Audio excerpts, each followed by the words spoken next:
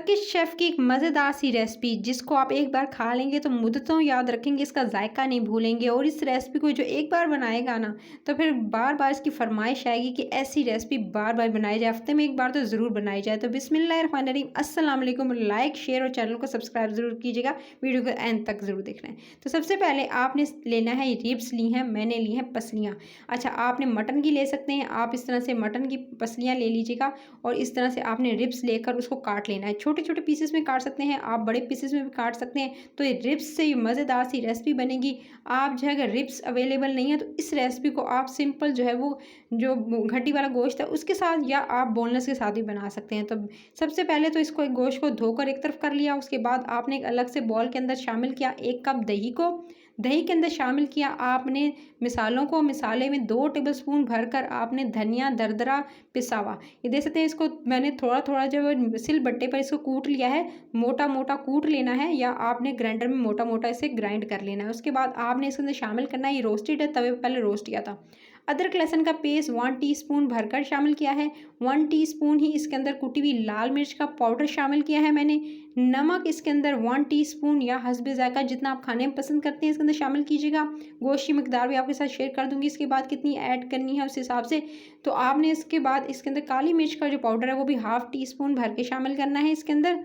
उसके बाद आप इसके अंदर शामिल करेंगे हल्दी, 1/2 टीस्पून आप इसके अंदर हल्दी शामिल करेंगे। और तमाम चीज़ों को आपने शामिल करने के साथ ही अच्छे से मिक्स कर लेना है और एक मिक्सचर रेडी कर लेना है। ये मिक्सचर जो है वो आपको बता दूं कि इसकी क्वांटिटी जो आप गोश्त की जो रखेंगे, यानी चाहे वो हड्डी वाला गोश्त हो, बोनलेस हो या रिब्स से हो। वैसे तो ये रिब्स की रेसिपी है, सो आप इसी तरह से बनाएंगे तो उंगलियां चाटते रह जाएंगे। तो सबसे पहले तो आपने इस तरह से रेडी करके दही वाला मिक्सचर और उसके अंदर जो है आपने रिब्स को ऐड करना है, पसलियों को। और इसके बाद आपने अच्छे से इसके अंदर ऐड करके सारी की सारी, और तकरीबन ये 1 केजी या 1/2 केजी जो है वो आप इसके हिसाब से रेसिपी बना सकते हैं। तो मैंने 1 केजी ली है रिब्स, आपने रिब्स ले लेनी है 1 केजी। और उसके बाद आपने इनको अच्छे से मिक्स कर लेना है। अच्छे से इस पहले मिक्स करेंगे ताकि अच्छे से मसाला तमाम के तमाम जो रिब्स हैं इस पर अच्छे से कोटिंग इसकी हो जाए। जब अच्छे से कोटिंग हो जाएगी इसको आप जो है वो 2 से 3 घंटे के लिए रख दीजिएगा ताकि अच्छे से मैरिनेट हो और मसाला इसके अंदर चला जाए। फिर आपने एक पैन लेना है, उसके अंदर या तो घी शामिल कीजिएगा या आपने बटर शामिल करना है। मैंने बटर का इस्तेमाल किया है, 2 टेबलस्पून भरकर आपने बटर का इस्तेमाल करना है। बटर नहीं है तो फिर ऑयल का इस्तेमाल कर सकते हैं। उसके बाद ये तमाम की तमाम चीज़ें जो मसाला लगा हुआ जो आपके सामने मैंने जो पसलियाँ थी ये जो मटन की थी इनको मैंने इसके अंदर शामिल कर दिया है। इसके अंदर शामिल कर देंगे। शामिल कर लेने के बाद फिर आपने इसको हल्की से दरमियानी आंच पे आपने इसे कुक होने के लिए छोड़ देना है। इसमें कुछ अभी ऐड नहीं करना है, बस हल्की आंच पे इसे खुद ही पकने देंगे दही के पानी में। और गोश्त का जो अपना जो एक्सट्रैक्ट होगा उसके अंदर इसको पकने देंगे। इसको पकते हुए तकरीबन जो है वो 5 से 6 मिनट गुजर चुके थे गाइस। और ये देख सकते हैं कि पानी जो है उसी पानी में जो दही वाला था उसके अंदर ये पक रही है। जब साइडों पर आपको घी नज़र आने लगे और इसका जो पानी है ड्राई हो जाए दही वाला, तो ये देख सकते हैं कि बिल्कुल इसको अब 5 मिनट गुजर चुके हैं और काफ़ी हद तक इनका जो गोश्त है वो आपको थोड़ा स्क्वीज़ होता नज़र आ रहा होगा। तो अब आपने क्या करना है, जब अच्छे से साइडों पर आपको घी वगैरह नज़र आने लगे तभी आप इसके अंदर शामिल कीजिएगा अच्छा पानी जो है वो इसके अंदर शामिल करेंगे तकरीबन गलाने के लिए इसको।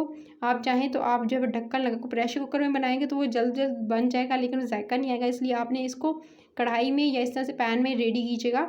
आपने इसके अंदर 1 गिलास पानी शामिल करके इसको कवर करके छोड़ देना है। मैंने तकरीबन इसको 15 से 20 मिनट के लिए छोड़ दिया था। ये देख सकते हैं 15 से 20 मिनट के अंदर ये हो चुका है, इसका पानी ड्राई हो गया और अच्छे से गल चुकी हैं।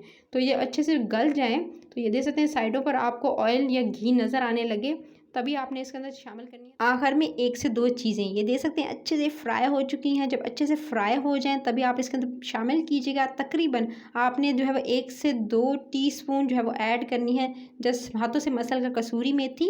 अगर कसूरी मेथी नहीं शामिल करना चाहते तो ओरिगानो का इस्तेमाल भी कर सकते हैं या मिक्स हर्ब का इस्तेमाल कर सकते हैं। और उसके बाद आपने इसके ऊपर ऐड करना है पिसा हुआ गरम मसाला 1/2 टीस्पून। उसके बाद अच्छे से मिक्स करेंगे और इसको 1 से 2 मिनट स्टर फ्राई करेंगे। स्टर फ्राई करने के बाद इसको आप जो है वो चूल्हे से उतार लेंगे। तो 1 से 2 मिनट स्टर फ्राई करने के बाद इसको सर्विंग डिश में निकालेंगे और मनपसंद सलाद के साथ और इसको चटनी के साथ सॉस के साथ इसको एंजॉय करेंगे। तो ये कितना टेंडर और मज़ेदार है। अगर रेसिपी अच्छी लगी तो बस आपने एक ही काम करना है, लाइक शेयर और चैनल को सब्सक्राइब ज़रूर कर लेना है। सब्सक्राइब कर लेंगे मज़े मज़े की रेसिपीज़ देखने को मिलेंगी। बेल आइकन को प्रेस कर लेंगे तो नोटिफिकेशन मिलेगी और एंजॉय कर सकेंगे। अपना बहुत सारा ख्याल रखिएगा, दुआ में याद रखिएगा। टिल द नेक्स्ट वीडियो फिर मिलती हूँ। Take care.